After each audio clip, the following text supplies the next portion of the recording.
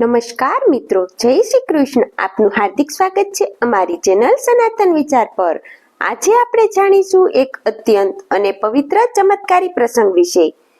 તુલસી વિવાહ 2025ની કથા, તારીખ અને તેનું દેવી મહત્વ. દર વર્ષે કાર્તિક માસની શુક્લ પક્ષની એકાદશી કે દ્વાદશી તિથિએ ભગવાન શ્રી વિષ્ણુ અને તુલસી માતાનું વૈદિક વિધિથી વિવાહ કરવામાં આવે છે. આ દિવસને તુલસી વિવાહ તરીકે ઓળખવામાં આવે છે. આ દિવસે દેવોના ચાતુર્માસનો અંત થાય છે અને બધા શુભ કાર્યોની શરૂઆત થાય છે. એટલે કે લગ્ન, યજ્ઞ, વ્રત વગેરેની શરૂઆત થાય છે. 2025માં તુલસી વિવાહ રવિવાર 2 નવેમ્બર 2025ના રોજ ઉજવવામાં આવશે. હિન્દુ પંચાંગ અનુસાર આ દિવસ કાર્તિક શુક્લ દ્વાદશી તિથિને અનુરૂપ છે. આ દિવસે જો તુલસી વિવાહ વિધિ કરવામાં આવે છે તો માન્યતા છે કે ઘરમાં લક્ષ્મી પ્રવેશ થાય છે અને જીવનમાં શાંતિ તથા સુખ સમૃદ્ધિનો વર્ષાવ થાય છે. હવે આપણે સાંભળીશું તુલસી વિવાહની કથા. એક દૈત્યરાજ જલાધર હતો, જે ભગવાન શંકરજીના તેજથી જન્મેલો શક્તિશાળી અસુર હતો. તેની પત્નીનું નામ વૃંદા. તે પરમ પતિવ્રતા અને ભગવાન વિષ્ણુની ભક્તિ ધરાવનારી સ્ત્રી હતી. વૃંદાના પતિવ્રતાના બળથી જલાધર અજય બની રહ્યો હતો. દેવતાઓ પણ તેને હરાવી ન શકતા હતા. દેવોએ ભગવાન વિષ્ણુને પ્રાર્થના કરી કે તેવો જ કોઈ ઉપાય કરે.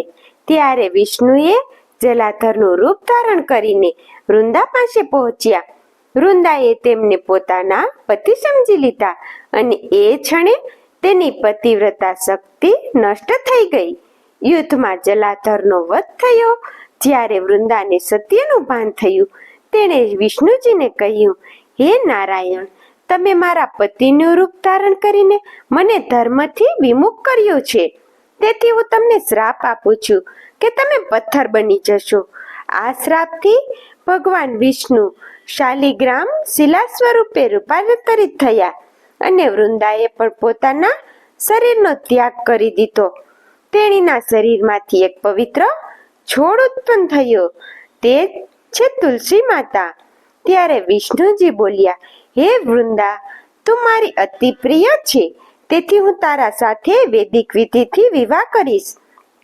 અને ત્યારથી જ દર વર્ષે કાર્તિક માસમાં ભગવાન વિષ્ણુ અને તુલસી માતાનું વિવાહ કરવામાં આવે છે. આ દિવસે તુલસીના છોડને વસ્ત્ર, આભૂષણ અને માળાથી શણગારવામાં આવે છે. શાલિગ્રામજી કે વિષ્ણુજીની પ્રતિમા દુલ્હા રૂપે બેસાડવામાં આવે છે. મંત્રોચ્ચાર સાથે વિવાહ વિધિ કરવામાં આવે છે.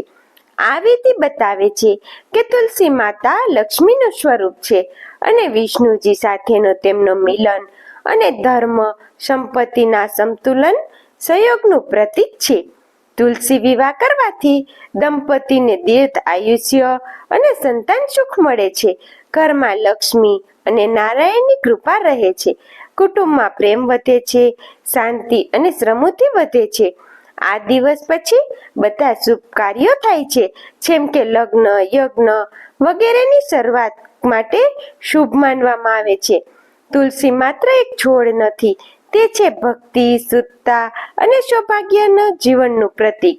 તુલસી વિવાહ આપણને શીખવે છે કે જીવનમાં શ્રદ્ધા અને સત્યનો માર્ગ જ અંતે સુખ આપે છે. તુલસી વિવાહની શુભકામનાઓ. જય શ્રી કૃષ્ણ.